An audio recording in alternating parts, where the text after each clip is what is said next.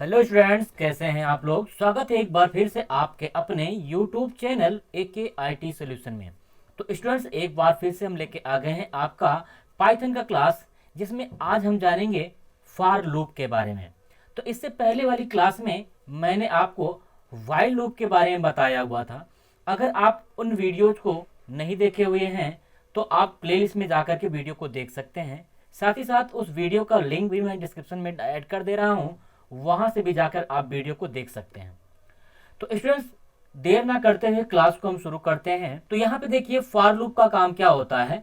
जैसे इससे पहले आपने व्हाइल लूप पढ़ा हुआ था, तो व्हाइल लूप क्या करता था, वो कंडीशन बेस्ड काम करता था। अर्थात जब तक आपने कंडीशन दिया हुआ है और वो कंडीशन ट्रू होती थी, तब तक वो लूप आपका क्या करता था, वर्क करता था। जबकि यहाँ पे फॉर लूप क्या करेगा, फॉर लूप में कोई कंडीशन वगैरह नहीं होती है। फॉर लूप स्पेशली काम करता है सीक्वेंस पे। अब सीक्वेंस क्या होता है, इसके डिफिनीशन अगर आप देखें, यहाँ पे कह रहा कि पाइथन में फॉर लूप का सिंटेक्स बाकी और प्रोग्रामिंग लैंग्वेज से काफी अलग होता है। फॉर लूप का प्रयोग किसी सीक्वेंस जैसे कि लिस्ट, टपल्स, डिक्शनरी और सेट को इटरेट करने के लिए किया जाता है। इन सीक्वेंस को इटरेट करने के लिए हम मेंबरशिप ऑपरेटर इन का यूज करते हैं। तो अब इटरेशन का मतलब समझिए क्या होता है। पहले हम आपको सिंटेक्स दिखा देते हैं, तब आपको समझाते हैं। तो यहाँ पे अगर आप देखें, इसका सिंटेक्स जो है, सबसे पहले फॉर आपको लगाना पड़ेगा, जो कि एक कीवर्ड भी है।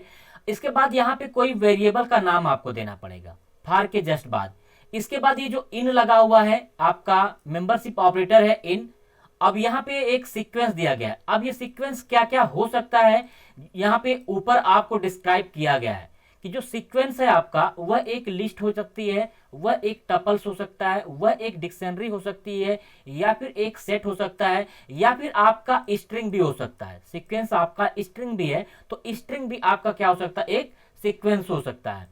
तो यहाँ पे अब इटरेशन की अगर हम बात करें, तो इटरेशन का मतलब क्या होगा कि जो भी आपके सीक्वेंस में वैल्यू होंगे या जो भी आपके सीक्वेंस में एलिमेंट होंगे, वो सारे के सारे एलिमेंट जो होंगे वो वन बाई वन कहाँ चले जाते हैं, वो आपके वेरिएबल के पास चले जाते हैं। और ये वेरिएबल जो होता है लास्ट में आपका क्या कर देता है, प्रिंट करके आपको आउटपुट के रूप में दिखाता है। अर्थात सीक्वेंस में जितने एलिमेंट्स होते हैं, वह एलिमेंट्स फॉर लूप के माध्यम से वेरिएबल में स्टोर होते हैं, और वेरिएबल के माध्यम से उनको क्या किया जाता है, प्रिंट किया जाता है वन बाई वन।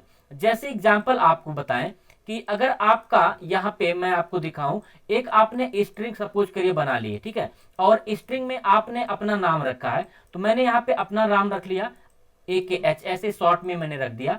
अब क्या होगा कि अगर आप यहाँ पे फॉर लूप लगाते हैं, वेरिएबल लगाते हैं, इन लगाते हैं और सीक्वेंस में str देते हैं, तो इसमें क्या होगा, इसके जितने भी एलिमेंट है, अर्थात इसमें 3 एलिमेंट है A, K और H। यह A, K, H जो होगा आपका वन बाई वन जो होगा, वो कहां चला जाएगा, इस फॉर लूप में। पहले A जाएगा, A प्रिंट हो जाएगा, इसके बाद फिर K जाएगा, तो K भी आपका क्या हो जाएगा, प्रिंट हो जाएगा। फिर H जाएगा, तो H भी आपका क्या हो जाएगा, प्रिंट हो जाएगा। तो इस तरीके से ये क्या कर रहा है, इटरेट कर रहा है। अर्थात एक एक वैल्यू को, एक एक एलिमेंट्स को यहाँ पे क्या कर रहा है, इटरेट कर रहा है। इसीलिए इसको कहते हैं इटरेट करना। ये आपका काम करता है ओवरऑल सीक्वेंस पे। तो सीक्वेंस आपके क्या क्या है, मैंने क्या बताया, लिस्ट आपका सीक्वेंस है, टपल आपका है, डिक्शनरी है, सेट है, या फिर आपका स्ट्रिंग भी है। अब यहाँ पे कुछ पॉइंट अगर आप देखें इंपॉर्टेंट, तो मैंने लिखा हुआ है कि while is used to conditional repeated of block code. अर्थात जब भी हम लोग व्हाइल लूप यूज करते हैं, तो व्हाइल लूप क्या होता है, वो कंडीशन बेस्ड काम करता है, अर्थात कंडीशन पे काम करता है। और जो भी कंडीशन आपकी जब तक ट्रू होती है, तो जो भी आपके ब्लॉक होते हैं, वो ब्लॉक व्हाइल के क्या करते हैं, रन करते हैं, अर्थात एग्जीक्यूट होते हैं। यहाँ पे अगर आप देखें दूसरा पॉइंट में क्या कहा गया है कि फॉर इटरेट्स n टाइम्स। जो फॉर होता है वो इटरेट करता है n टाइम्स। n टाइम्स का मतलब क्या होगा, where n is number of elements in a sequence. यानी जो n होता है उसका मतलब क्या है, सीक्वेंस में कितने एलिमेंट रखे गए हैं उसके ऊपर डिपेंड करता है। तो यहाँ पे एग्जांपल भी मैंने लिया हुआ है दो अलग अलग। यहाँ पे अगर आप देखें तो लिस्ट का एक एग्जांपल मैंने लिया हुआ है, और इस वाले एग्जांपल में मैंने लिया हुआ आपका स्ट्रिंग का एक एग्जांपल। तो इन दोनों एग्जांपल्स को मैं अपने आइडियल पे आपको करके दिखा दे रहा हूँ लाइव। तो सबसे पहले हम यहाँ पे अपना आइडियली जो है, अपना थॉनी जो है, उसको ओपन कर लेते हैं। और ये देखिए हमारा थोनी यहाँ पे ओपन हो गया है। यहाँ पे हम इस प्रोग्राम्स को डिलीट कर देते हैं जो पिछला प्रोग्राम्स हमने बनाया हुआ था। अब अगर आप यहाँ पे केयर करें तो हमको क्या करना है, सबसे पहले आपको एक सीक्वेंस बनाना पड़ेगा। अब वो सीक्वेंस आपका लिस्ट हो सकती है, आपका टपल हो सकता है, आपकी डिक्शनरी हो सकती है, आपकी स्ट्रिंग हो सकती है, कुछ भी हो सकता है।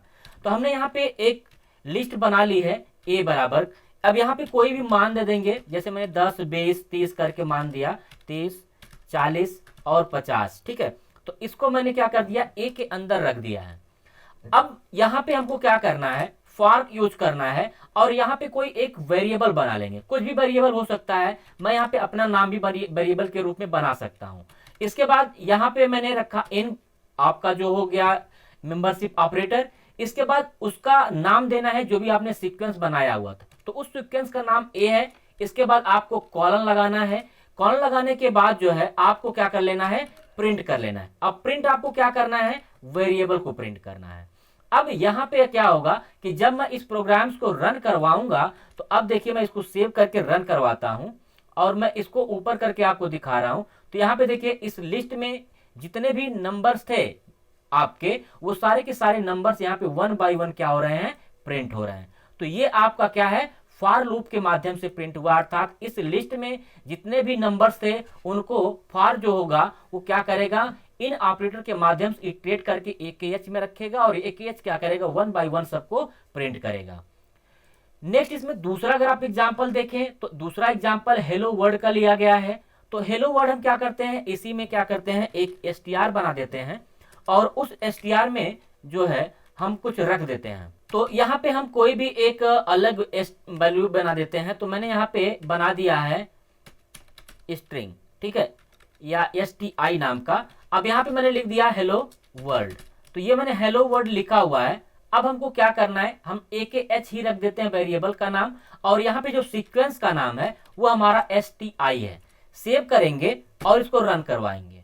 अब जैसे देखिए रन करवाए हम यहाँ पे, तो आप देखिए क्या आपका आ गया, हेलो वर्ल्ड। अब ये हेलो वर्ल्ड जो आया है वो एक एक कैरेक्टर आया हुआ है और एक एक कैरेक्टर जो है वो यहाँ से एक्सेस होके जो गया है यहाँ पे, इसमें फिर इसमें फिर इसमें, अर्थात जितने यहाँ पे नंबर ऑफ एलिमेंट होंगे, जितने कैरेक्टर इसमें होंगे, उतनी बार आपका ये फॉर लूप क्या हुआ है, चला हुआ है, ठीक है। तो ये आपका हो गया एग्जाम्पल। तो ये आपका एग्जाम्पल दूसरा हो गया कि कैसे आप किसी स्ट्रिंग के माध्यम से भी उस स्ट्रिंग में जितने कैरेक्टर दिए गए हैं उन कैरेक्टर्स को आप प्रिंट करेंगे। नेक्स्ट अगर आप आगे देखें तो कुछ क्वेश्चंस यहाँ पे मैंने रखा हुआ है। यहाँ पे कहा है कि write a program to print Python with Unicode. तो पाइथन क्या है, एक आपका स्ट्रिंग है, उस स्ट्रिंग को आपको क्या करना है, प्रिंट करना है। साथ ही साथ इसमें इसका जो यूनिकोड है वो भी प्रिंट करें। तो अब इसका क्या मतलब होगा, तो हमने इसको डिलीट कर दिया है। अब यहाँ पे जो हम काम करेंगे वो काम ये करेंगे, सबसे पहले हम यहाँ पे कुछ एक बना लेते हैं, वेरिएबल रख लेते हैं s नाम का, और इसी s में पाइथन को स्टोर कर देंगे। अब पाइथन को स्टोर करने के बाद फॉर लगाएंगे और यहाँ पे कोई एक वेरिएबल का नाम दे देंगे। तो हम यहाँ पे एक वेरिएबल का नाम देते हैं py, या फिर कुछ दूसरा भी नाम आप दे सकते हैं, मैंने दिया ak। इसके बाद इन ऑपरेटर लगाएंगे और उसका नाम दे देंगे हमने उस str का। इसके बाद हमको इसको प्रिंट करना है, तो प्रिंट हमको करना है ak को। तो अगर मैं इस टाइम अगर आपको रन करवा के दिखाऊंगा तो हमारा जो यूनिकोड है वो शो नहीं करेगा, सिर्फ हमारा जो पाइथन लिखा हुआ है वही रन करेगा। अब अगर आप मैं इसको रन करवा रहा हूं तो देखिए यहाँ पे पाइथन यहाँ पे आपका शो कर रहा है। तो मैं चाहता हूं इस पाइथन के साथ साथ इसका यूनिकोड भी शो करे, अर्थात जो ASCII नंबर होता है वो भी शो करे, अर्थात आपका यूनिकोड शो करे। तो इसके बाद यहाँ पे कामा लगाएंगे, लिखेंगे ORD और ORD में लिख देंगे AK। मतलब क्या होगा, जो भी आपका ये कैरेक्टर्स एक एक आएंगे उनका यूनिकोड बताता है ORD। अब इसको हम रन करवाएं अगर फिर से, तो अब देखिए यहाँ पे क्या आ गया, इसके सामने जो भी कैरेक्टर है उस कैरेक्टर का यूनिकोड भी आपका यहाँ पे क्या कर रहा है, बता रहा है कौन सा कैरेक्टर है और उस कैरेक्टर का यूनिकोड क्या है। तो स्टूडेंट्स इस तरीके से आप जो है पहला क्वेश्चन सॉल्व कर सकते हैं। उसी तरीके से नेक्स्ट आपका जो अगला क्वेश्चन है सेम उसी तरीके से है। आपको क्या करवाना है, अपना नेम इनपुट करवा लेना है।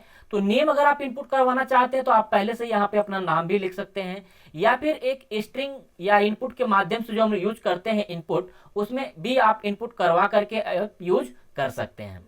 तो अगर हम यहाँ पे देखें, मैं अपना अगर नाम यहाँ पे लिखता हूँ और उसको मैं क्या करवा रहा हूँ, एक्सेस करवा रहा हूँ। तो यहाँ पे मैं फिर से अगर रन करवाऊंगा तो देखिए यहाँ पे आपका बता दे रहा है कि कौन सा कैरेक्टर है और उस कैरेक्टर का उसका आस्की या यूनिकोड कौन सा दिया गया है। ठीक है, तो ये हमारा हो जाएगा क्वेश्चन नंबर 2। तो स्टूडेंट्स आपने देखा कि कैसे मैंने दोनों क्वेश्चंस को सॉल्व कर दिया, साथ ही साथ इसमें दो जो एग्जाम्पल मैंने लिए थे वो दोनों एग्जाम्पल भी आपको सॉल्व करके दिखा दिए हैं। तो स्टूडेंट्स इस क्लास में आज के लिए इतना ही रखते हैं। नेक्स्ट अगले क्लास में हम अगली टॉपिक को लेकर के आएंगे। और स्टूडेंट्स अगर आप नए हैं और अभी तक आपने मेरे चैनल को भी सब्सक्राइब नहीं किया है तो चैनल को सब्सक्राइब कर लीजिए और बेल आइकन को भी प्रेस कर दीजिए। साथ ही साथ हमारा टेलीग्राम चैनल AKIT सॉल्यूशंस को भी ज्वाइन करना ना भूलें, जिसका लिंक मैंने आपको डिस्क्रिप्शन में दिया हुआ है। तो मिलते हैं अगले क्लास में, तब तक के लिए बाय बाय, टेक केयर।